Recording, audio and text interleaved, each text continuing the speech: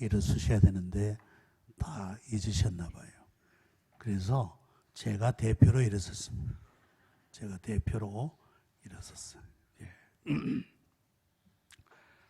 이 모든 사람은 자기의 뿌리가 있습니다. 예. 저는 순흥 안씨 가문에서 태어났습니다. 나이가 들면서 자신의 뿌리에 대한 관심이 많아지는 것 같아요. 예. 자기 조상에 대해서. 예. 그런 한 번은 저기 경상북도 풍기, 영주 그쪽을 다녀올 기회가 있었는데, 풍기 또 영주에 가까운 곳이 순흥이 있습니다. 순흥. 그래서 안시의 본관인 순흥을 한번 들러보았어요. 여기가 안시들의 이 참 바른 지구나 하는 것을 생각할 때 아주 새로운 감회가 있었던 것을 느꼈습니다. 우리 12월은 주님이 오신 그런 계절 아닙니까? 우리의 관심이 하늘로부터 오신 그리스도. 그리스도는 어떤 뿌리를 통하여 이 세상에 오셨는가? 우리가 관심을 갖게 되는 그런 계절이기도 한 것입니다. 여러분들 신약 성경의 처음 책인 마태복음을 펼칠 때 어떤 기분으로 대하시는지 모르겠습니다. 아마 지루한 족보 이야기를 접하면서 이 참 신약이 읽기가 어려운 책이구나, 아마 그런 느낌을 가지고 계셨는지도 모르겠습니다. 여러분들도 교독을 했습니다만 낳고라는 말이 계속 반복되고 있습니다. 그러나 우리가 기억해야 될 것이 있습니다. 이 모든 기록이 하나님의 말씀이라는 사실입니다. 하나님의 말씀이다. 하나님의 영감으로 기록된 말씀은 한 말씀도 흩으로 쓰여진 말씀이 없다라는 사실입니다. 동의하십니까? 하나님의 영감으로 기록된 말씀은 한 말씀도 흩으로 기록된 말씀이 없다는 사실이에요. 우리가 창조 세계를 보노라면은 불필요한 창조물이 있겠는가? 불필요한 창조물. 예를 들어 미미한 곤충, 개미, 아주 작은 개미, 미미한 곤충을 보더라도 하나님이 필요해서 창조하셨을 거예요. 필요 없는 걸 하나님이 창조하실 리가 있겠습니까? 그처럼 우리도 이 성경을 대할 때 불필요한 말씀은 한 군데도 없다. 한 말씀 한 말씀이 하나님의 영감으로 기록된 정확한 말씀이다 라고 받는다면 은혜가 될 줄로 믿습니다. 예. 신약 성경의 첫 관문, 첫 대문이라고 하는 이 마태복음의 첫 장은 바로 예수님의 출생에 관한 족보를 기록하고 있습니다. 여러분, 신약 성경에 27권 많은 분량의 책이 있는데 그 신약 성경의 핵심적인 내용이 뭐냐?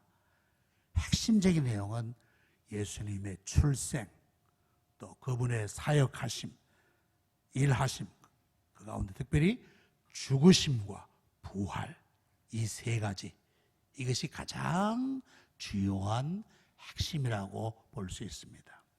여러분, 예수님의 생애를 사복음서가 다 기록하고 있어요. 이 내용이 사복음서에 다 기록되어 있는 걸 보면 예수님, 하나님께서 이 사실을 4번이나 반복하여 말씀하고 계시다라는 뜻이에요. 4번이나, 한 번도 아니고 2번도 아니고 4번이나 반복하여 말씀하고 계시다고 하는 것은 그 뭐겠습니까? 그만큼 핵심적이다, 중요하다, 우리가 꼭 믿어야 할 것이다 라는 사실을 보여주는 것이라고 볼 수 있는 것입니다. 예수님은 과연 어떤 뿌리를 가지고 이 세상에 오셨을까요? 그래서 마태복음 1장 1절은 매우 의미 깊은 말씀이라고 볼 수가 있습니다. 1장 1절 아브라함과 다윗의 자손 예수 그리스도의 계보라. 계보라는 말은 족보라는 말씀과도 같은 것입니다. 아브라함은 누굽니까? 이스라엘의 믿음의 조상입니다. 갈 바를 알지 못, 갈대아 우르에서 그를 불렀을 때 갈 바를 알지 못했지만은 하나님의 인도하심을 믿고 행했을 때 그런 믿음의 조상이 되었던 것입니다. 믿음의 조상이 나옵니다. 또 한 사람 누굽니까? 다윗이 나옵니다. 다윗은 가장 이스라엘의 존경받는 왕이었습니다. 예수님의 족보 가운데 이 두 사람이 처음 등장하고 있어요.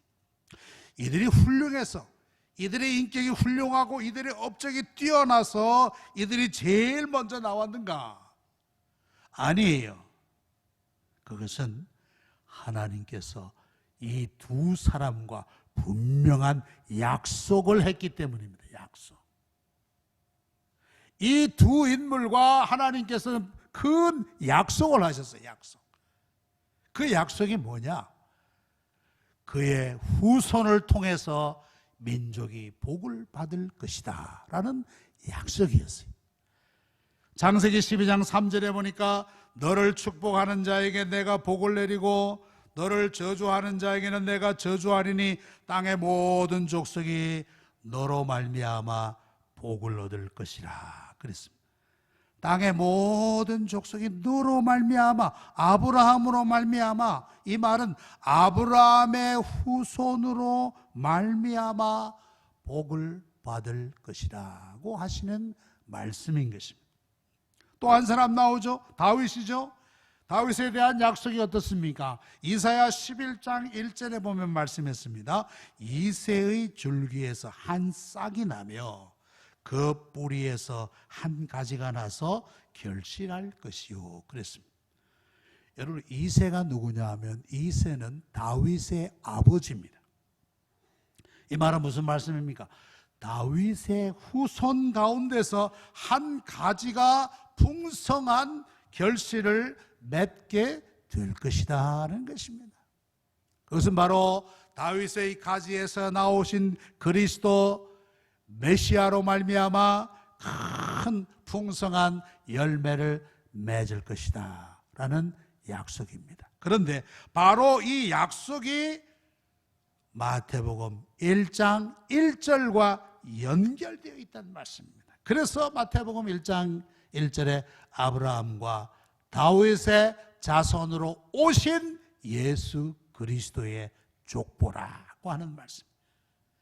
아브라함과 다윗에게 하신 약속대로 오신 그리스도시다 라는 말씀입니다. 우리가 이것을 볼 때에 하나님의 약속은 정확하다, 하나님의 약속은 조금도 틀림이 없다, 그 약속을 통해서 그리스도가 오셨다라는 것을 이 족보가, 예수님의 족보가 잘 보여주고 있는 것입니다. 그러므로 우리는 하나님의 말씀은 조금도 헛된 것이 없다라고 믿게 되는 것입니다. 하나님의 약속은 조금도 틀림이 없다. 하나님은 당신의 약속을 신실하게 이루시는 분이시다라는 말씀입니다. 그래서 민수기 23장 19절에 보면 이런 말씀이 있어요. 하나님은 사람이 아니시니 거짓말하지 않으시고 인생이 아니시니 후회가 없으시도다. 어찌 그 말씀하신 바를 행하지 않으시며 하신 말씀을 실행하지 않으시랴. 우리 하나님은 사람이 아니라는 거예요. 사람은 거짓말할 수 있어요. 사람은 아침 저녁으로 말이 달라질 수가 있어요. 그러나 우리 하나님은 거짓말 하시는 분이 결코 아니시다라는 말씀. 이 말은 뭐예요? 자기가 하신 약속을 철저하게 지키시는 분이시라는 말씀입니다. 디모데후서 2장 13절에 보니까 우리는 미쁨이 없을지라도 주는 항상 미쁘시니 자기를 부인할 수 없느니라. 자기를 부인할 수 없는, 자기가 하신 말씀을 부인할 수가 없단 말이에요. 하나님은 자기가 하신 말씀을 그대로 지키시는 분이시다라는 말씀이에요. 하나님은 결코 거짓말 하실 수가 없다는 사실이에요. 이 말은 다른 말로 하면 하나님의 말씀은 그대로 이루어진다라는 뜻인 것입니다. 하나님의 약속은 그대로 실행되어진다는 사실이에요. 요한복음 3장 17절로부터 18절에 그런 말씀이 있어요. 하나님이 그 아들을 세상에 보내신 것은 세상을 심판하려 하심이 아니요 그로 말미암아 세상이 구원을 받게 하려 하심이라. 그를 믿는 자는 심판을 받지 아니하는 것이요 믿지 아니하는 자는 하나님의 독생자의 이름을 믿지 아니함으로 벌써 심판을 받은 것이니라 그랬어요. 우리가 이 말씀, 하나님의 말씀은 절대 거짓말할 수 없는 말씀이라고 그랬는데, 그런 관점에서 이 말씀을 받을 때에 얼마나 두려운 말씀이 되겠습니까? 믿는 자는 구원이요 믿지 않는 자는 멸망이요 심판이라. 심판이 이미 그에게 임하신 것이라 이렇게 말씀하고 있는 것입니다. 그럼 우리는 하나님의 말씀을 두렵게 받아야 한다는 말씀이, 하나님의 말씀은 그대로 이루어진다는 사실이에요. 아울러 우리는 이 족보를 보면서 여기에서 하나님의 은혜를 발견할 수 있습니다. 하나님의 은혜를 본다. 여러분, 은혜가 뭡니까? 은혜는 받을 자격이 없는 사람에게 거저 베풀어주는 호의 혹은 선의 혹은 선물, 이것을 은혜라 그렇게 말씀할 수가 있을 것입니다. 우리가 구원 얻을 수 있는 자격이나 무슨 업적이나 무슨 공로나 그런 것이 없지만은 하나님께서 거저 베풀어 주신 구원의 선물을 우리는 은혜라고 말씀할 수 있는 것입니다. 자, 하나님의 은혜가 어떻게 나타났는가? 여러분들 3절에 보면 유다는 다말에게서 베레스와 세라를 낳았더라, 그런 말씀이 나옵니다. 이 짧은 한 문장 말씀이지만은 이 안에는 많은 그 스토리를 담고 있습니다. 여러분들, 이스라엘에는 옛날 고대 사회에는 계대 결혼이라는 습관이 있었습니다. 계대 결혼. 그건 뭐냐? 말 그대로 대를 이어가는 결혼이라는 말씀이죠. 예를 들어 형이 죽으면 동생이 그 형수와 함께 결혼해서 그 대를 이어가도록 하게끔 하는 그러한 그 결혼 습관이었어요. 전통이었어요. 그걸 계대 결혼이라. 여러분, 여기에 유다는 시아버지고 다말은 미안하지만 며느리입니다. 유다는 다말에게서 베레스와 세라를 낳았더라. 이 얼마나 참 있을 수 없는, 얼마나 부끄러운 그런 사실인지 알 수가 없습니다. 유다의 아들이, 큰 아들이 죽을 때 유다가 그 유다의 그 큰 아들의 그 형제들 가운데 빨리 다말에게 이렇게 대를 잇도록 조선해 줬어야 될 텐데 유다가 그걸 하지 않았어요. 게을리했어요. 그때 이 다말이 무슨 수를 쓰느냐? 창기로 변장을 합니다. 창기로 변장을 해서 이 시아버지와 관계를 가지고 그만 아이를 낳았는데 이 베레스와 세레를 낳았더라 그랬어요. 얼마나 참 있을 수 없는 그러한 윤리와 도덕적으로 볼 때 얼마나 부끄러운 일인가. 차마 입에 올리기조차 부끄러운 기록조차도 이 족보에 올려져 있는 것을 봅니다. 성경은 결코 인간의 수치와 죄와 허물을 넘어가지 않고 그대로 드러내고 있는 모습을 우리는 발견할 수가 있습니다. 자, 5절에 보면 살몬은 라합에게서 보아스를 낳았더라 그랬습니다. 라합은 이스라엘이 가나안 땅을 정복할 때 여리고 성의 한 여관의 주인이었습니다. 여관의 주인. 근데 그의 직업은 장녀였다고 그랬어요. 장녀였어요. 그렇지만 그의 마음에는 하나님에 대한 두려움과 믿음은 있었어요. 야, 이스라엘 백성들이 애굽에서 나오면서부터 저들이 하나님이 먹여주시고 입혀주시고 홍해를 육지같이 건너고 바위에서 생수를 마시고 만나를 먹고 메추라기를 먹고 하나님이 저들을 막 먹여 살린다 그러더라. 가나안 땅을 저들이 반드시 정복할 것이라고 그러더라. 그 말을 듣는 라합은 그 마음에 하나님에 대한 두려움, 비록 그의 생활은 부도덕한 그러한 삶이었지만은 그러나 이제는 그 삶을 버리고 믿음의 편에 믿음의 용기를 가지고 믿음의 편에 서게 되었던 것입니다. 그래서 어떻게 합니까? 그 이스라엘의 정탐꾼들을 숨겨줍니다. 이 여리고성을 정탐하러 온 정탐꾼을 숨겨줬어요. 이 얼마나 위험한 일이에요. 만약에 그게 발각되면 이 라합은 죽는 거죠. 그래도 믿음으로 용기를 가지고 그 일을 했던 것입니다. 하나님께서 이 믿음을 크게 보신 거예요. 그래서 여리고성이 정복될 때 여리고 그 라합의 집에는 붉은 깃발이 드리워져 있었어요. 그걸 보고 그 집은 구원을 얻게 되었던 것을 볼 수 있습니다. 라합은 그랬어요. 그런 라합에게서 보아스를 낳고 보아스는 룻에게서 오벳을 낳고 쭉 이런 말씀이 나오고 있는 것입니다. 또 여러분들 보십시오. 6절 보세요. 6절. 이새는 다윗 왕을 낳으니라. 다윗은 우리아의 아내에게서 솔로몬을 낳고 그랬어요.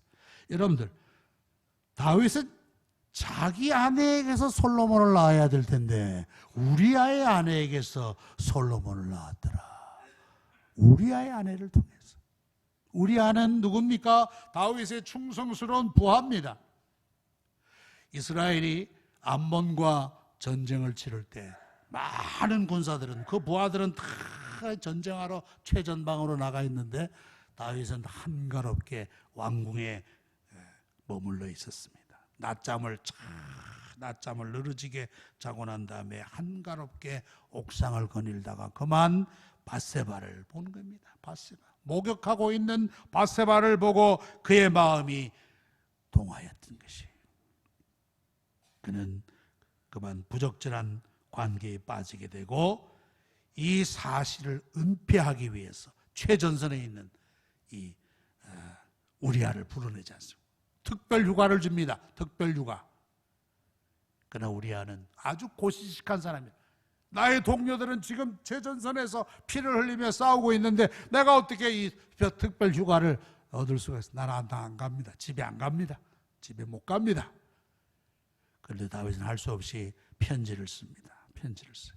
요압에게 편지를 씁니다. 이 우리아를 최전방에 보내라. 최전선에 보내라. 이 말은 죽이라는 말이죠. 죽게 하라는 게 죽게 하라. 우리아는 그것도 모르고 자기 사망 통지서를 들고 요압에게 가서 그 편지를 전했을 때 요압은 그를 최전방에 보내고 결국은 죽지 않습니까? 전사합니다. 그가 전사했을 때 다윗은 밧세바를 그의 아내로 드립니다. 이 얼마나 뻔뻔하고 악한 일인가? 얼마나 뻔뻔스럽고 이 악한 일을 다윗이 저질렀던 것입니다. 간음죄에다 살인죄까지도 했어요. 다윗의 생애에 돌이킬 수 없는 과오를 범하였던 것입니다. 이처럼 예수님의 족보는 인간의 본성의 죄성과 타락을 여지없이 드러내고 있다는 사실이에요. 우리 인간의 본질이 선하고 아름답고 좋다는 것을 말씀하고 있지 않아요? 인간의 본성, 죄성과 타락을 여지없이 발가벗기고 있다라고 해도 과언이 아닐 것입니다. 자, 그 다음에 7절 이하부터는 이스라엘의 역사에 등장하는 여러 왕들이 나옵니다. 솔로몬이 나오고 르호보암이 나오고 쭉 나옵니다. 솔로몬이 어떻습니까? 처음에는 아주 지혜로운 믿음의 왕이었지만 결국 그는 후대에 가서는 타락하고 부패한 왕이 됩니다. 르호보암은 어떻습니까? 르호보암은 아버지보다 더 정치를 잘해야 될 텐데 악하게 백성들을 막 괴롭히고 백성들을 심하게 압박을 하다가 결국은 나라가 둘로 쪼개어져 버리고 맙니다. 여러분들 여기에 나오는 여러 왕들 가운데 보면 르호보암, 요람, 아몬, 여고냐, 또 하나 더 하면 므낫세, 이런 왕들의 특징이 뭐냐 하면 아버지는 훌륭한 왕이었어요. 아버지는 경건한 왕이었어요. 근데 그 아들들은 매우 악한 왕이었어요. 악한 왕들이에요. 우리가 이것을 볼 때에 하나님의 은혜와 하나님의 은총이 자동적으로 물 흘러가듯이 자녀들에게, 후손들에게 이어지면 얼마나 좋겠는가. 그렇잖아요. 그 조부들의 그 순수하고 아름다운 믿음이 그 후손들에게까지 흘러가면 얼마나 좋겠는가. 근데 아니라는 사실이 아니다. 하나님의 은총이 자동적으로 승계되는 것이 결코 아니라고 하는 사실이에요.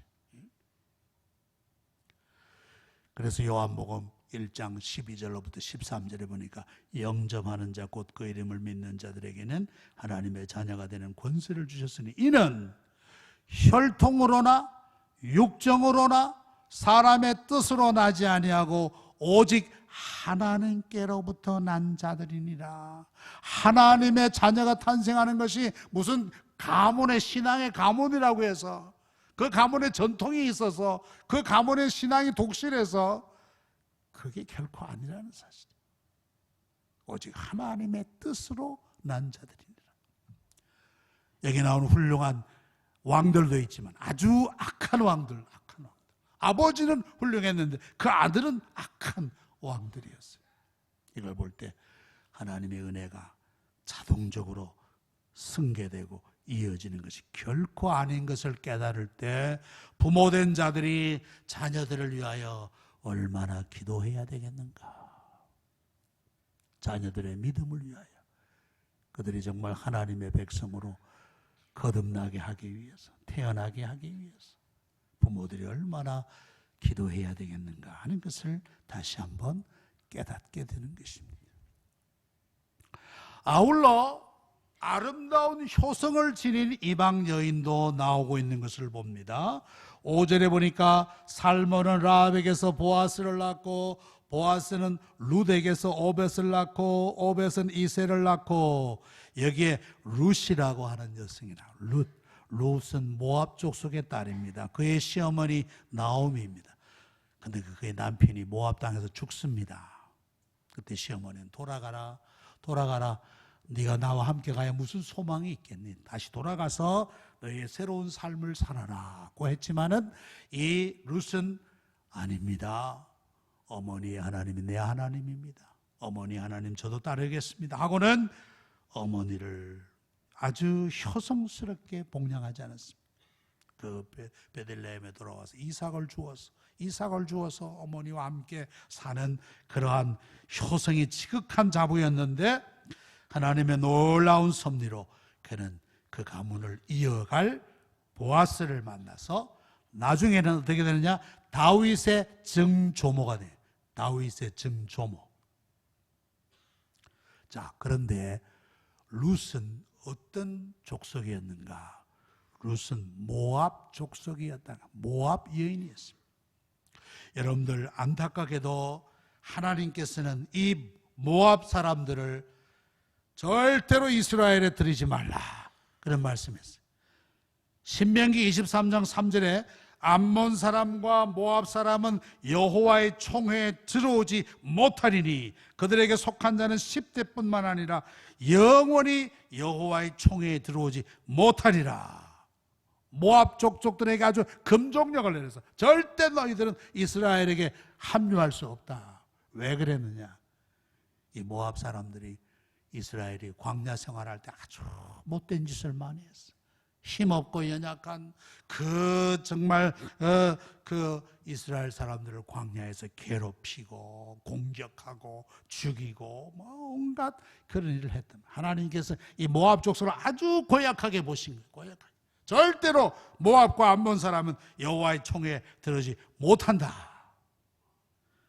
그런데 오늘 이 말씀을 보면 룻은 감히 이스라엘의 족보에, 그것도 구세주의 족보에 올라가 있다는 사실입니다. 이건 결코 상상도 할 수 없는 일이, 상상도 할 수 없는 일. 그가 어떻게 감히 구세주의 족보에 올라 있는가? 하나님은 그의 이름을 영광스럽게 이 족보에 그 이름을 올려주셨다고 하는 사실입니다. 이것을 볼 때 하나님의 자비와 긍휼이 얼마나 큰가 하는 것을 다시 한번 발견하게 된다는 사실입니다. 이 하나님의 사랑으로 말미암아 궁극적으로 이스라엘과 이방인의 벽이 무너지게 되는 거예요. 무너지게 되는 거예요. 이방인이라는 바로 우리를 말하는 것입니다. 하나님의 자비와 긍휼로 말미암아 넘을 수 없는 이 높은 벽을 하나님이 무너뜨린 거예요.